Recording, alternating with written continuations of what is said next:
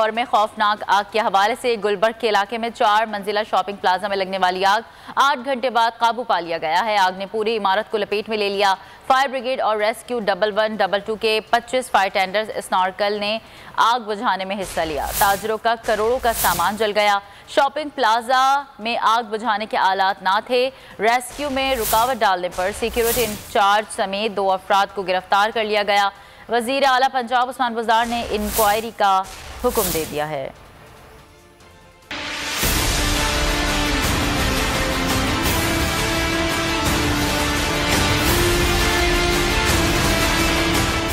लाहौर में रात गए खौफनाक आग, हर तरफ शोले ही शोले। गुलबर्ग में वाक़ई शॉपिंग मॉल में रात 1 बजे आग लगी। आग ने देखते ही देखते पूरे मॉल को लपेट में ले ली।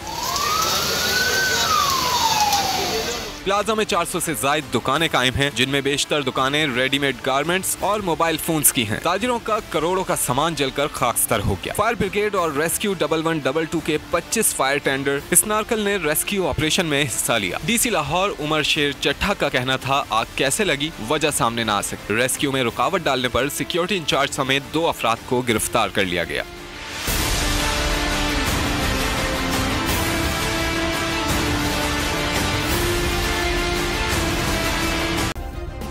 सब्सक्राइब करें और बेल दबाएं ताकि कोई खबर रह न जाए।